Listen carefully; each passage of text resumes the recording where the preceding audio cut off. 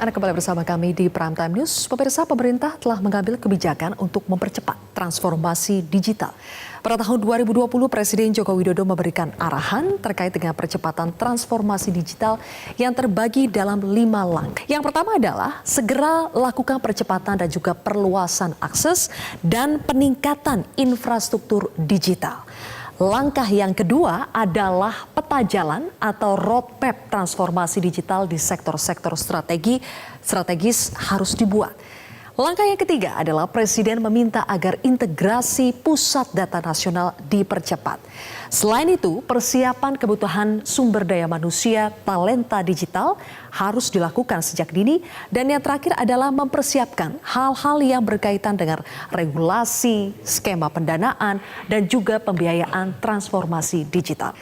Menteri Komunikasi dan Informatika Jody G. Plate mengatakan bahwa secara garis besar, peta jalan Indonesia Digital 2021 hingga 2024 akan menjelaskan arah kebijakan, kemudian implementasi, pelaksanaan, dan juga target capaian transformasi digital Indonesia di 4 sektor strategis. Yang pertama, pemirsa, adalah infrastruktur digital. Kemudian ada pemerintahan digital, ekonomi digital, dan masyarakat digital pastinya. Nah, 4 sektor ini merupakan pendorong akselerasi atau percepatan transformasi digital dan diharapkan dapat memperkecil disparitas antar wilayah. Tujuannya adalah menyiapkan peluang era teknologi digital dengan mendorong produktivitas, kualitas kerja, meningkatkan kesejahteraan, dan juga kualitas hidup masyarakat.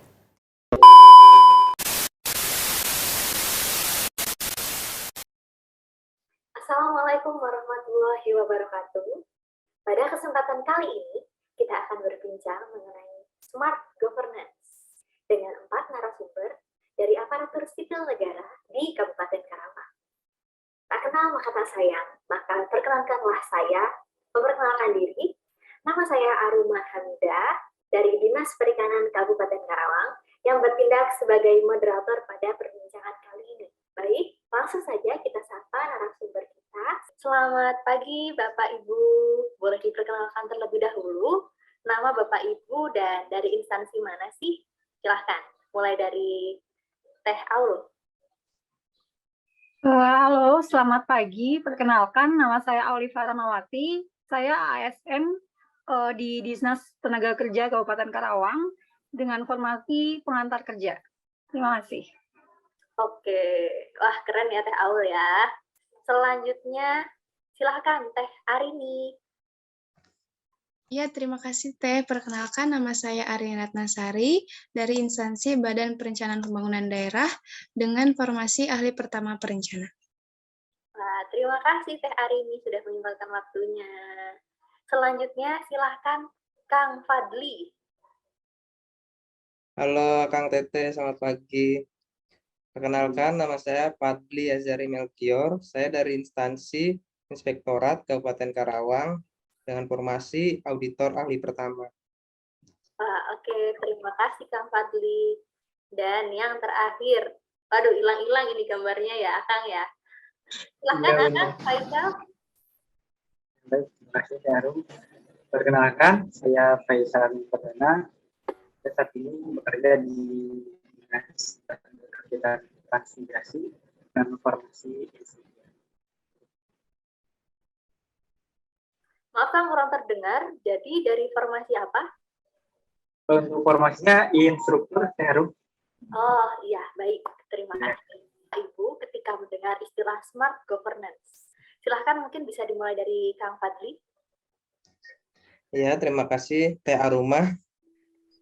Smart governance itu adalah sebuah tata kelola pemerintahan yang cerdas, yang bertujuan untuk mewujudkan tata kelola dan tata pamong pemerintahan daerah yang baik, dengan terus berupaya meningkatkan kualitas kinerja birokrasi melalui inovasi dan pemanfaatan teknologi.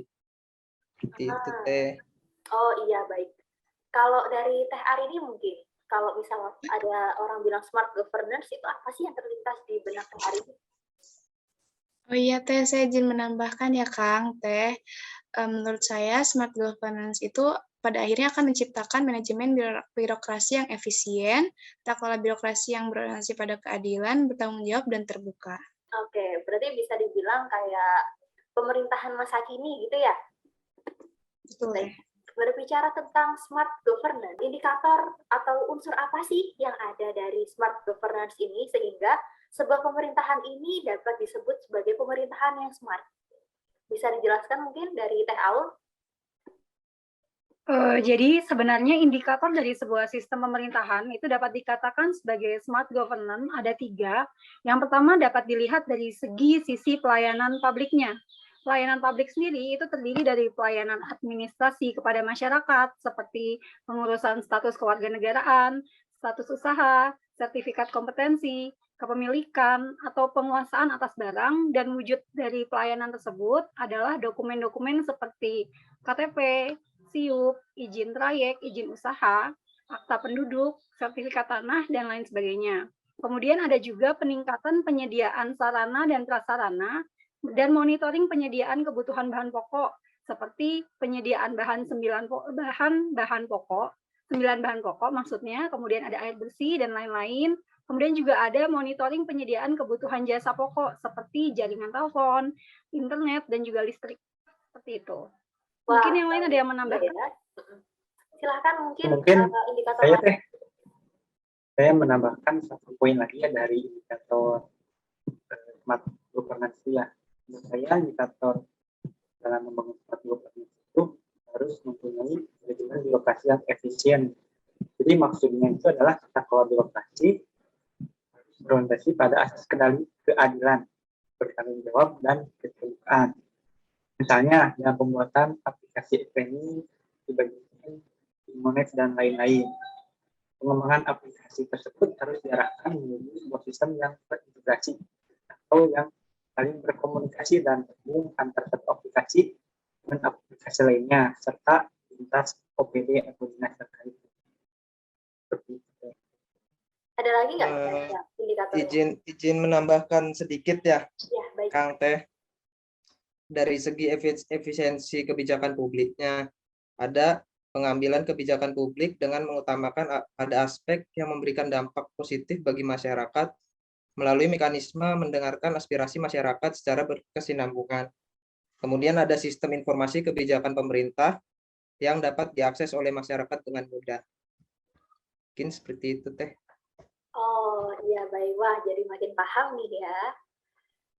Saya penasaran sih, tadi kan ada sedikit disinggung ya, ada korelasi antara smart governance dengan sistem pemerintahan berbasis elektronik. Bisa dijelasin nggak perspektif dari Bapak Ibu di sini mengenai sistem pemerintahan berbasis elektronik itu seperti apa sih dan penerapannya mungkin ya? Silahkan dari Teh Ari. Ya, jadi sistem pemerintahan berbasis elektronik atau yang dapat disingkat SPB itu merupakan suatu sistem tata kelola pemerintah yang memanfaatkan teknologi informasi secara menyeluruh dan terpadu dalam pelaksanaan administrasi pemerintahan dan penyelenggaraan pelayanan publik yang dilakukan pada suatu instansi pemerintah. Nah, penerapan SPB ini lebih dikenal dengan e-government SPBE, bertujuan untuk mewujudkan tata kelola pemerintahan yang lebih efektif, bersih, transparan, dan akuntabel, serta layanan publik yang berkualitas dan terpercaya. Seperti itu, Teh, menurut saya. Bagaimana sih cara mewujudkannya tata kelola pemerintahan yang efektif dan efisien ini, Kang Faisal? Oh iya, Teh. Nah, salah satu cara untuk mewujudkan tata kelola pemerintahan yang efektif dan efisien itu bisa dengan dibentuknya sistem pemerintah berbasis elektronik yang SPBE tadi itu, Teh. Jadi implementasi SPBE yang terbaru ini tujuan untuk mencapai birokrasi dan pelayanan publik yang berkinerja tinggi. Nah, Indonesia di masa ini selalu meningkatkan kualitasnya, Teh, sebagai sebuah bangsa, mulai dari pembangunan infrastruktur hingga peningkatan kekuatan ekonomi setelah kemarin badai COVID. Nah, tak mau ketinggalan juga di sektor pemerintahan juga, di pemerintahan itu berinovasi juga, Teh. Baik, terima kasih. Kalau di Kabupaten Karawang sendiri, tempat instansi Bapak Ibu ini bekerja, sudah menerapkan sistem pemerintahan berbasis elektronik belum sih? Mungkin Teh Aul? Untuk di Disnaker sendiri, sistem pemerintahan berbasis elektronik itu sudah mulai diterapkan, yaitu dengan adanya website Infoloker, TKA Online, dan Cisco TKLN. Nah, website Infoloker sendiri itu adalah website yang dibuat untuk memudahkan para pencari kerja perusahaan dan pemerintah daerah untuk melakukan kegiatan ketenagakerjaan. Dari website tersebut, para pencari kerja bisa langsung mengirim lamarannya ke perusahaan yang dituju, dan dari website tersebut juga, perusahaan bisa langsung memosting lowongan kerja yang dimilikinya dan memantau proses kegiatan rekrutmen. Sedangkan untuk pemerintah daerah sendiri, website ini sangat membantu untuk memudahkan dalam menganalisis pasar kerja dan juga pembuatan kartu kuning. Kemudian untuk TKA online, ini adalah aplikasi untuk membuat izin bagi para pemberi kerja atau perusahaan untuk memperkerjakan tenaga kerja asing ke Indonesia. Dan untuk Cisco TKLN, ini adalah website yang digunakan untuk memberikan rekomendasi paspor bagi para calon TKI yang akan berangkat ke luar negeri. Seperti itu. Dengan sistem yang baik ini, kalau peraturan di Karawangnya sendiri di nomor berapa ya, Teh? Dan apakah mungkin sudah ada prestasinya? Soalnya kayaknya udah bagus banget ya berarti ya. Prestasi dari Kabupaten Karawang sendiri seperti apa, Teh? Jadi Kabupaten Karawang sendiri ini memiliki peringkat di Indonesia. Di Indonesia sendiri ini memiliki peringkat ke-6 di kategori sistem pemerintahan berbasis elektronik, dan di tingkat provinsi Karawang itu berada di peringkat kedua. Seperti itu. Dan pemerintah Kabupaten Karawang itu mendapat nilai 3,39% dengan predikat baik, dan penilaian tersebut itu dilakukan sudah melalui proses verifikasi, validasi, dan review dari tim Kemenpan RB. Seperti itu. Wah, keren banget ya berarti ya dari Kabupaten Karawang ini. Penerapan e-government yang ada di Kabupaten Karawang yang sudah Teh Arini rasakan, seperti apa, Teh? Yang saya rasakan yaitu ketika melakukan absensi. Di pemerintah Kabupaten Karawang sudah menggunakan absensi siap, yaitu sistem informasi absensi pegawai, yang setiap harinya itu kita harus selfie dan mengaktifkan GPS kita. Selanjutnya, nanti tuh presensi kita atau absensi itu akan diverifikasi langsung oleh atasan. Selanjutnya tuh yang kedua ada sistem informasi pembangunan daerah atau SIPD. SIPD adalah suatu sistem yang mendokumentasikan, mengadministrasikan, dan mengolah data pembangunan daerah menjadi informasi yang disajikan kepada masyarakat dan sebagai bahan pengambilan keputusan dalam rangka perencanaan, pelaksanaan, evaluasi kinerja pemerintah daerah. Sementara itu, tujuannya untuk mengoptimalkan pemanfaatan data dan informasi pembangunan daerah. Baik. Apabila penerapan yang sudah dirasakan oleh Kang Fadli, seperti apa tuh, Kang? Ya, di Inspektorat sendiri sudah mulai menerapkan ya sistem e-government ini ya. Salah satunya ada penggunaan aplikasi Siswa Skedes. Siswa Skedes itu seperti aplikasi yang digunakan oleh APIP sebagai alat bantu untuk melakukan pengawasan pengelolaan keuangan dengan pendekatan teknik audit berbasis komputer. Jadi dari Siswa Skedes ini kita memeriksa hasil laporan keuangan dari desa, perangkat desa yang mengeling langsung ke aplikasi Siswa Skedes ini. Jadi aplikasi ini sangat penting ya dilakukan untuk melakukan pengawasan keuangan desa. Aplikasi ini diharapkan dapat dimanfaatkan oleh APIP untuk menentukan risiko-risiko tentang tata kelola keuangan desa dari mulai pendapatan sampai pertanggungjawabannya, dan kedepannya dapat lebih baik lagi dalam pengawasannya. Dengan pelaksanaannya, pemeriksaan atas tata kelola keuangan desa dapat dipersingkat.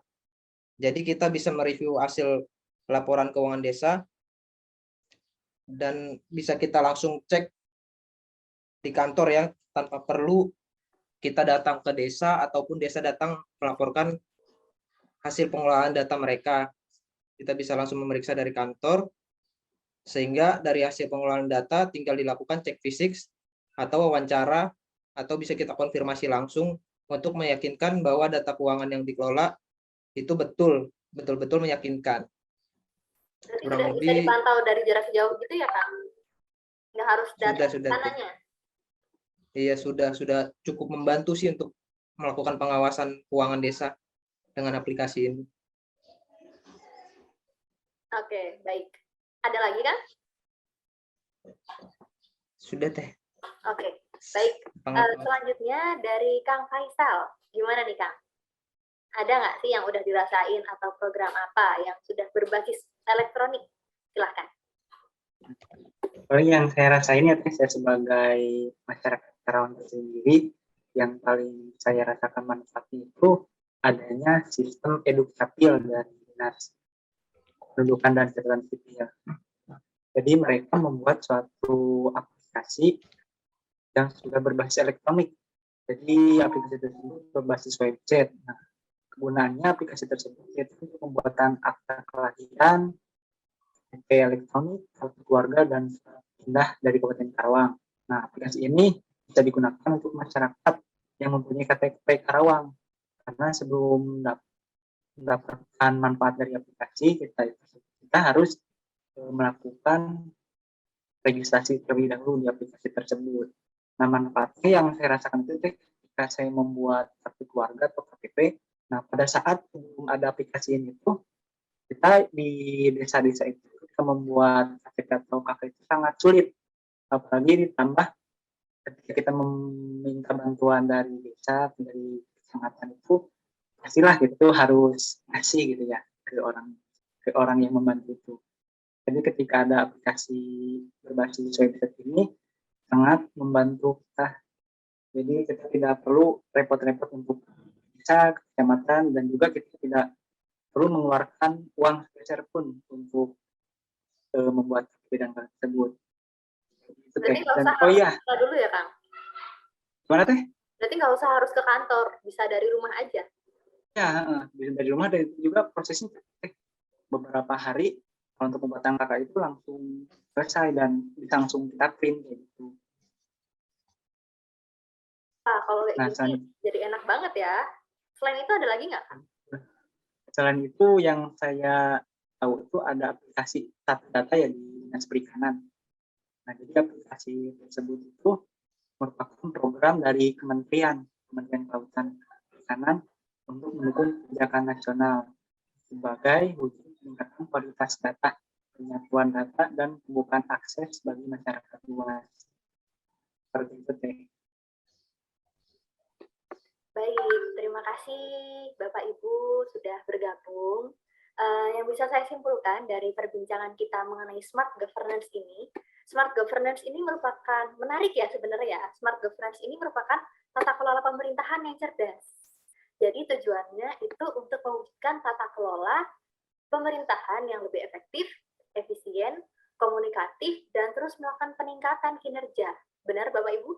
Benar, Bu. Jadi kinerja birokrasinya itu semakin inovatif dan ada adopsi teknologi secara terpadu. Namun indikatornya berarti dia harus dapat diimplementasikan dalam beberapa unsur. Tadi yang sudah disebutkan yakni ada dari pelayanan pabrik, ada dari manajemen birokrasi, dan juga dari efisiensi kebijakan publiknya. Kemudian salah satu cara untuk mewujudkan tata kelola pemerintahan yang efektif dan efisien, ya ini erat kaitannya sama SPBE. Seperti yang sudah dijelaskan, sistem pemerintahan berbasis elektronik ini yang ada di Kabupaten Karawang sudah menempati posisi terbaik kedua tingkat provinsi dan peringkat ke-6 tingkat nasional di kategori kabupaten dan kota pada tahun 2021. Sehingga implementasi sistem pemerintahan berbasis elektronik yang terpadu ini bertujuan untuk mencapai birokrasi dan pelayanan publik yang berkinerja tinggi dan memiliki dampak positif khususnya untuk masyarakat Kabupaten Karawang. Baik, terima kasih Bapak Ibu atas waktunya. Sampai jumpa kembali di perbincangan selanjutnya. Terima kasih. Terima kasih Teh. Kang Teh. Terima kasih, Teh, Kang. Sampai jumpa. Sampai jumpa. Sampai jumpa.